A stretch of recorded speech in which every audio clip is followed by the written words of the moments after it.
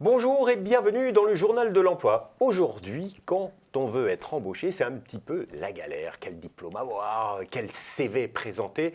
Bref, c'est une angoisse, mais on va en parler, vous rassurer, avec l'auteur de ce petit bouquin, le co-auteur, c'est David Bechtel. Bonjour. Bonjour Jérôme.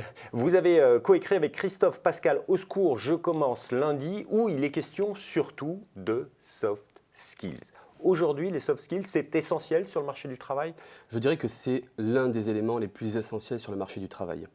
On a nos CV, nos formations, nos savoir-faire, mais on aborde assez peu finalement la notion de savoir-être gagné en entreprise et c'est justement tout l'enjeu des soft skills. Parce qu'aujourd'hui, les entreprises sont très attentives aux soft skills. Aujourd'hui, toutes les RH parlent, il faut des soft skills, on étudie les soft skills de nos candidats. Pourquoi? Alors aujourd'hui, si vous voulez, la première étape quand on est dans un processus de recrutement en entreprise, c'est effectivement le CV, qui est une photo, on va dire, sur les savoir-faire, sur les diplômes et sur l'acquis professionnel.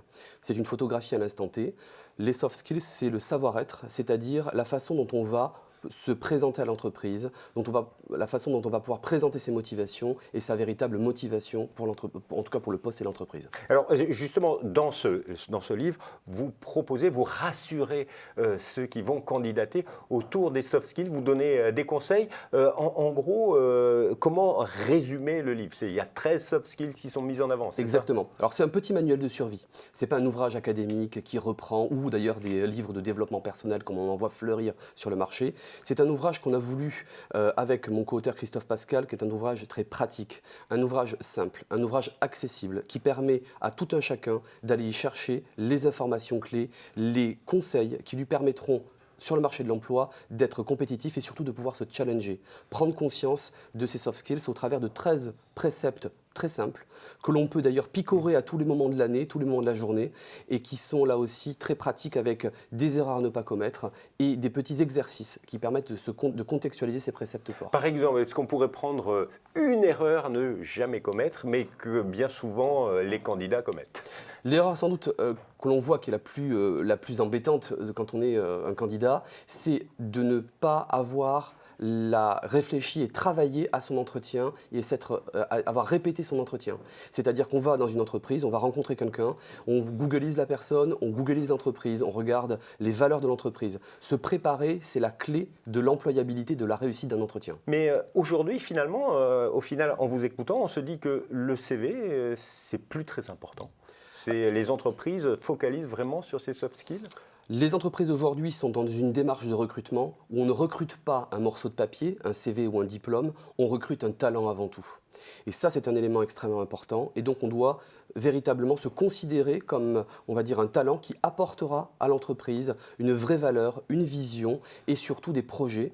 Et c'est d'ailleurs ce que l'on peut conseiller aux candidats, c'est d'arriver avec une vision et d'arriver avec un projet en entretien. C'est-à-dire se construire sa vie professionnelle et construire ses ambitions. C'est exactement ça. Construire ses ambitions, c'est prendre conscience de ses forces, mais également de ses axes d'amélioration. Et on a tous, vous et moi d'ailleurs, l'opportunité de se rechallenger et de travailler sur les points qui sont aujourd'hui des points sur lesquels on peut ne pas être exactement aligné avec les attentes de l'entreprise. Alors, si au secours vous commencez lundi, eh bien sachez qu'il y a là plein de conseils. Alors ce petit bouquin, on le trouve un petit peu partout. C'est dans la collection Marabout aux éditions Hachette. Alors, on ne va pas donner les 13 conseils, mais quels seraient pour vous, là, tout de suite, 3 grands conseils à donner à toute personne qui va aller à un entretien d'embauche et ou travailler dans une entreprise la semaine prochaine? Alors, dans le sens de ce que je vous disais à l'instant, c'est le premier conseil qu'on peut donner, c'est savoir s'engager. Savoir s'engager, c'est faire les choses à 100%. Ne pas arriver et se dire je vais faire à minima ceci ou cela, c'est-à-dire je prends ma carrière à bras-le-corps et je m'engage dans le poste ou la mission pour laquelle je postule. Le deuxième point important, c'est avoir une vision et avoir un projet. comme je le disais tout à l'heure. Avoir une vision, avoir un projet, c'est arriver en entretien et déjà avoir réfléchi à savoir ce que je vais apporter à l'entreprise. J'ai une petite anecdote, sans vouloir paraphraser Kennedy, lors de son investiture, qui nous disait finalement, ne vous demandez pas ce que l'entreprise va faire pour vous, mais posez-vous bien la question de savoir ce que vous allez pouvoir apporter à l'entreprise. Ce qui est vraiment, à mon sens, important. Et puis le troisième point, c'est presque la cerise sur le gâteau, c'est le sourire, c'est l'enthousiasme, c'est finalement l'envie.